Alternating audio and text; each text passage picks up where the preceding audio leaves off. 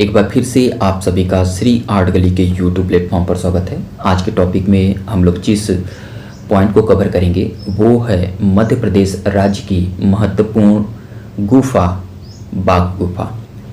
परीक्षा की दृष्टि से ये बहुत ही इम्पोर्टेंट है और यहाँ से आप लोगों के टीजीटी आर्ट के एग्ज़ाम में क्वेश्चन पूछे जाते हैं। तो आप सभी लोग आज के इस सेशन को बहुत ही ध्यानपूर्वक कवर करिएगा और किसी भी क्वेश्चन में डाउट हो तो कमेंट बॉक्स में कमेंट करिएगा। पहला क्वेश्चन आप लोगों की स्क्रीन पर है कि बाघ की गुफा भारत के किस राज्य में स्थित है। यहाँ पर उसकी स्थिति के बारे में पूछ रहा है कि किस राज्य में स्थित है। ऑप्शन में महाराष्ट्र, मध्य प्रदेश, उत्तर प्रदेश और राजस्थान दिया है। तो इस क्वेश्चन का राइट आंसर जो हो जाएगा वो बी को हम लोग टिक करेंगे, क्योंकि यह भारत के मध्य प्रदेश राज्य में स्थित है। अगला क्वेश्चन कह रहा है कि बाघ गुफाएं मध्य प्रदेश के किस जिले में स्थित है। वहाँ पर आपसे राज्य पुटअप किया गया था और यहाँ पर आपसे जिले के ऊपर बात किया जा रहा है कि किस जिले में स्थित हैं। ऑप्शन में धार, भोपाल, विदिशा और होशंगाबाद दिया गया है। ये जितने भी स्थान हैं ये सभी मध्य प्रदेश के अंतर्गत आते हैं, लेकिन जो बाघ की गुफाएं आप लोगों के मध्य प्रदेश के जिस जिले के अंतर्गत आती हैं उस जिले को हम लोग धार मानते हैं। तो इसका ऑप्शन नंबर ए को टिक करेंगे। नेक्स्ट क्वेश्चन कह रहा है कि बाघ गुफाएं किस पर्वत श्रेणी को काट कर बनाई गई है। जो हमारी गुफाएं देखने को मिलती हैं भिन्न भिन्न जो पर्वतों को काट कर बनाई गई हैं, उन्हीं में से बाघ की गुफा जो है वो पुटअप कर रहा है कि किस पर्वत श्रेणी को काट कर बनाई गई है। ऑप्शन में है सतपुड़ा, अरावली, विंध्याचल और हिमालय। तो इसका बेस्ट ऑप्शन जो हो जाएगा ये जो है ये विंध्याचल पर्वत श्रेणी को काटकर बनाई गई है। ऑप्शन नंबर सी को टिक करेंगे। नेक्स्ट क्वेश्चन है कि बाघ की गुफाएं किस नदी के किनारे स्थित है। यहाँ पर आपसे जो पुटअप किया जा रहा है वो नदी के परिप्रेक्ष्य में पुटअप किया जा रहा है। नर्मदा नदी, बाघनी नदी, क्षिप्रा नदी और ताप्ती नदी। तो बाघ की गुफाएं जो है वो मध्य प्रदेश की किस नदी के तट पर स्थित है, तो उसको हम लोग बाघनी या बाघोरा नदी के नाम से जानते हैं। तो इसका बेस्ट ऑप्शन जो हो जाएगा वो बी को टिक करेंगे। अगला जो हमारा क्वेश्चन है कि बाघ गुफाओं की खोज सर्वप्रथम किसने की थी। वेरी वेरी इंपॉर्टेंट ये सारे क्वेश्चन हैं, सभी को आप लोग जज करेंगे। तो बाघ की गुफाओं की खोज जो सर्वप्रथम की गई थी वो डेंजर फील्ड के द्वारा की गई थी। ऑप्शन नंबर ए को टिक करेंगे, डेंजर फील्ड। नेक्स्ट क्वेश्चन है कि डेंजर फील्ड ने बाघ गुफाओं की खोज किस वर्ष की थी। इसका टाइम पीरियड के बारे में बात किया जा रहा है। वर्ष आप लोगों को बताना है। ऑप्शन में 1819, 1818, 1920 और 1824 दिया गया है। तो इसका बेस्ट ऑप्शन जो हो जाएगा डेंजर फील्ड ने बाघ गुफाओं की खोज 1818 ईस्वी में मध्य प्रदेश के धार जिले में की गई थी, जो विंध्याचल पर्वत श्रेणी के अंतर्गत आती है। और यहाँ पर 1819 जो बच्चे ध्यान देंगे, ये जो टाइम पीरियड है ये अजंता गुफा की खोज का टाइम पीरियड है, लेकिन बाघ गुफा की खोज जो है अजंता से पहले 1818 ईस्वी में ही कर ली गई थी। तो ऑप्शन नंबर बी को ध्यान दीजिए। अगला जो क्वेश्चन है कि बाघ गुफाओं का संबंध किस धर्म से है। यहाँ पर आप लोगों का उस धर्म से संबंधित जो भी चित्र बने हैं उससे रिलेटेड क्वेश्चन पुटअप करा है। यहाँ पर जैन धर्म दिया गया है, बौद्ध धर्म दिया गया है, हिंदू धर्म दिया गया और सनातन धर्म दिया गया है। तो हमारी बाघ की गुफाएं जो है वो अजंता के समकालीन मानी जाती हैं और उसी से संबंधित वहाँ पर चित्र भी देखने को मिलते हैं। तो आप लोगों ने देखा कि अजंता में बौद्ध धर्म से संबंधित चित्र बने हैं और अजंता से सर्वोत्कृष्ट चित्र जो है वो बाघ गुफा में देखने को मिलते हैं। और बाघ गुफा में जो हमें चित्र देखने को मिलते हैं जिस धर्म से, वो थी बौद्ध धर्म। ऑप्शन नंबर बी को टिक करेंगे। अगला क्वेश्चन है कि बौद्ध धर्म के किस संप्रदाय से बाघ गुफाएं संबंधित है। तो यहाँ पर हीनयान, महायान, वज्रयान और थेरवाद दिया है। तो बौद्ध धर्म के जिस संप्रदाय से बाघ गुफा का संबंध है वो है बौद्ध धर्म के महायान संप्रदाय से इसका संबंध रहा है। तो ऑप्शन नंबर बी को टिक करेंगे। अगला जो 9th नंबर का क्वेश्चन है कि बाघ गुफाओं का निर्माण काल मुख्य रूप से यहाँ देखिएगा मुख्य रूप से किस राजवंश के समय का माना जाता है। ऑप्शन में मौर्य काल, गुप्त काल, कुषाण काल और चालुक्य काल दिया गया है। तो बाघ गुफाओं का निर्माण काल जो मुख्य रूप से जिस राजवंश के अंतर्गत माना जाता है उसको हम लोग गुप्त काल के अंतर्गत रखते हैं। ऑप्शन नंबर बी को आप लोग टिक करेंगे। नेक्स्ट जो आप लोगों का क्वेश्चन है दोस्तों, क्वेश्चन नंबर 10 को जरा ध्यान से समझिएगा।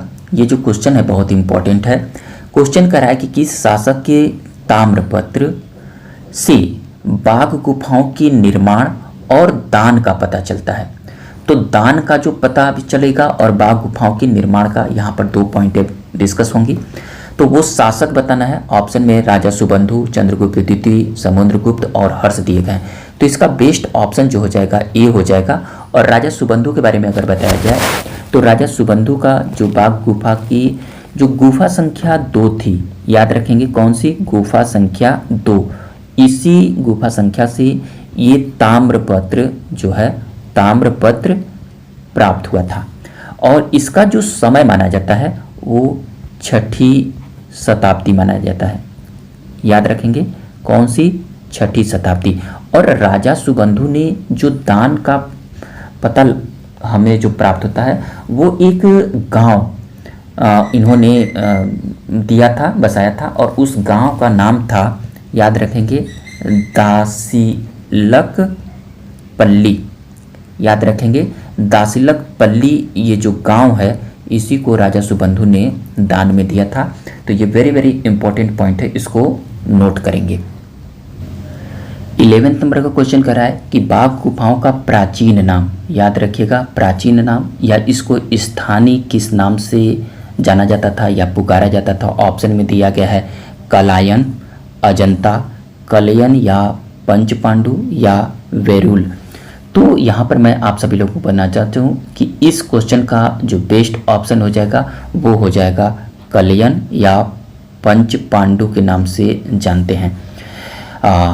ये बहुत ही बेहतरीन प्रश्न है क्योंकि आप सभी लोग जानते हैं कि गुफाओं जो गुफा संख्या दूसरी है, कौन सी गुफा संख्या जो दूसरी है, इसको हम लोग किस नाम से जानते हैं। इसको हम लोग गुसाई गुफा, गुसाई गुफा, या इसी को हम लोग किस नाम से जानते हैं, पंच पांडव गुफा। और इसी के नाम पर ये आप लोग ध्यान दीजिएगा पंच पांडव या कलयन के नाम से जानते हैं। ऑप्शन नंबर सी को टिक करेंगे। अगला जो हमारा प्रश्न होगा कि पुरालेखों के अनुसार, किसके अनुसार, पुरालेखों के अनुसार बाघ गुफाओं को प्राचीन काल में क्या कहा जाता था। बिहार, कलायन, चैत्य या संघाराम। तो जो इस क्वेश्चन पर बहुत सारे बच्चे प्रतिक्रिया करेंगे कि सर यहाँ पर ऑप्शन जो है वो थोड़ा सा कन्फ्यूजन पैदा करेगा। तो आप लोग कन्फ्यूजन को मत रखिएगा क्योंकि पूरा लेखों के अनुसार बाघ गुफाओं का प्राचीन काल में क्या कहा जाता था। जैसे आपने ऊपर के क्वेश्चनों में कहा कलयन या पंचपांडु के भी नाम से जानते हैं, तो यहाँ पर पूरा लेखों के अनुसार जो इसको नाम दिया गया था वो कलायन ही दिया गया था। ऑप्शन नंबर बी को ही टिक करिएगा। नेक्स्ट क्वेश्चन है, क्वेश्चन नंबर 13 है कि बाघ गुफाओं की वास्तुकला और चित्रकला किस प्रसिद्ध गुफा के समकालीन मानी जाती है। यहाँ पर एलोरा, एलिफेंटा, अजंता और बादामिक दिया गया था। तो बाघ गुफाओं की वास्तुकला और चित्रकला जो हमारी समकक्ष रही है वो अजंता के समकक्ष रही है। तो ऑप्शन नंबर सी को टिक करिएगा। नेक्स्ट 14 नंबर का क्वेश्चन कह रहा है कि बाघ गुफाओं की कुल संख्या कितनी है। Very very important. बाघ गुफाओं में जो हमें कुल संख्या देखने को मिलती है वो टोटल 9 थी। ऑप्शन नंबर सी को करेंगे। लेकिन जो सुरक्षित अवस्था में पाई गई हैं वो 9 नहीं पाई गई हैं। ठीक है, यहाँ पर अगला क्वेश्चन जो देखिए, क्वेश्चन नंबर 15 है कि बाघ की 9 गुफाओं में से वर्तमान में, किस पर बात कर रहा है, वर्तमान में कितनी गुफाएं सुरक्षित या नष्ट होने से बची हैं। ऑप्शन में 4, 5, 9 और 7 दिया गया है। तो सुरक्षित अवस्था में जो हमें देखने को मिलती है वो है हमारी वर्तमान में 5। ऑप्शन नंबर बी को टिक करेंगे। दोस्तों थोड़ा सा ध्यान दीजिएगा, यहाँ पर बहुत ही इंपॉर्टेंट है। इस ऑप्शन के अकॉर्डिंग जो दिया गया है 4, 5, 9 और 7 दिया गया है, तो आप लोग ऑप्शन के अकॉर्डिंग 5 को टिक करेंगे, आपका राइट आंसर हो जाएगा। यहाँ पर मैं उन गुफाओं के बारे में थोड़ा सा व्यक्त करना चाहता हूँ। देखिए, अजंता में कुल गुफाओं की संख्या जो थी वो 9 थी, लेकिन अक्सर एग्जाम में ये क्वेश्चन पूछ लिया जाता है कि गुफा संख्या 1 जो थी, गुफा संख्या 1, इसके नाम से भी पूछ लिया जाता है। तो गुफा संख्या 1 को, जो कि बहुत ही उत्कृष्ट है, इसको हम लोग गृह गुफा के नाम से जानते हैं, इसको नोट करिएगा। ये पहली हो गई।